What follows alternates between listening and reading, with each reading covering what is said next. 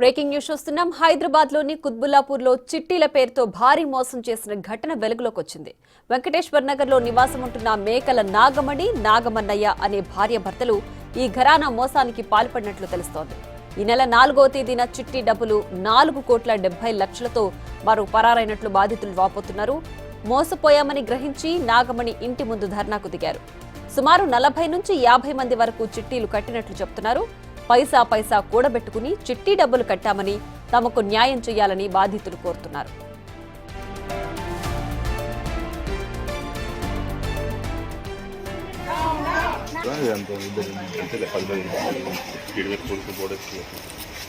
Marriage కోసం అని చెప్పేసి మేము కొంత డబ్బులు కూడబెట్టుకొని ఈమె దగ్గర చిట్టీలు వేసాము. మేకల నాగమణి, మేకల నాగమున్నయ్య దగ్గర.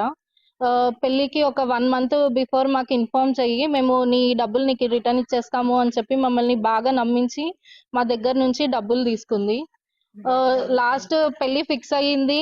పెళ్లి 1 మంత్ ఉంది అనగా నా దగ్గర ఇవ్వండి అని చెప్పి అడిగితే ఇప్పుడు ఇస్తాము అప్పుడు ఇస్తాము అని చెప్పి దాన్ని ఒక 6 మంత్స్ దాకా తోసిపుచ్చుకుంటూనే వచ్చింది. లాస్ట్ కి ఏప్రిల్ 6th రోజున మాకు అసలు ఎవరికి యాదగిరిగుట్ట వెళ్ళేసి వస్తామని చెప్పి ఇక్కడ నుంచి మొత్తానికే పారిపోయారు. మా ఫాదర్ కూడా లేరు. మా ఫాదర్ కూడా నా 3 years అప్పుడే చనిపోయారు. అప్పటి నుంచి ఇప్పటి వరకు మేము రూపాయి సేవ్ చేసుకుంటూ వస్తే తను అవి కూడా తీసుకొని పారిపోయింది. ఇక్కడ నాగమణి అన్నట ఆమె 12 ఏళ్ల కింద ఇక్కడ వచ్చారు. 12 ఏళ్ల నుంచి చిట్టీలు వేసేవాళ్ళు. 50,000, ₹1,00,000, అట్లా 2 లక్షలు.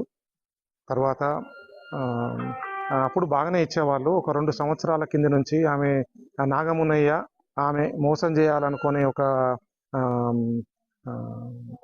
ప్లాన్ తోటి ఆ ఇంట్లో కెమెరాలు పెట్టుకొని ఎవరికి డబ్బులు ఇవ్వకుండా చిట్టీలు కట్టే వాళ్ళ దగ్గర డబ్బులు వసూలు చేసుకొని బయటికి పోవాలనే ఒక ప్లాన్ తోటి ఎవరన్నా వచ్చి చిట్టీలు అయిపోయినా కూడా డబ్బులు అడిగితే ఎవరికి ఇవ్వకుండా బెదిరించేవాళ్ళు. అలా దాదాపుగా 40 నుంచి 50 మంది వరకు ఉంటారు. 4,70,00,000 వరకు అందరు కలిపి ఇవ్వాల్సి ఉంది. రూపాయి కూడబెట్టి 1,00,000, 2 లక్షల కాడి నుంచి కట్టివ్వాలి. అలా 5 లక్షల కాడి నుంచి 10 లక్షలు కడితే ఒకేసారి కట్టలేం కదా, మా అన్నయ్య మేము కలిపి కట్టివ్వాలి.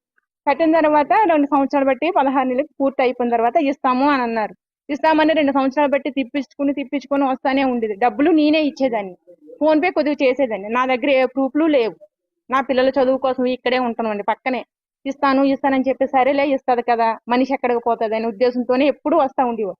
తర్వాత చేసి ఇస్తానులే అని చెప్పిన మనిషి రేపిస్తాను, ఈ రోజు వచ్చేది రేపిస్తానని చెప్పేది. అలా సంవత్సరం ఇప్పటికి 2 సంవత్సరాలు పూర్తయిపోయిన తర్వాత మొన్న రోజు లాస్ట్ ఏప్రిల్ 4వ తారీఖుని ఫోన్ చేస్తే ఎందుకు ఇచ్చేస్తాం, మా ఆయన గుడికి వెళ్ళారు, వచ్చిన తర్వాత ఇస్తామని చెప్పింది.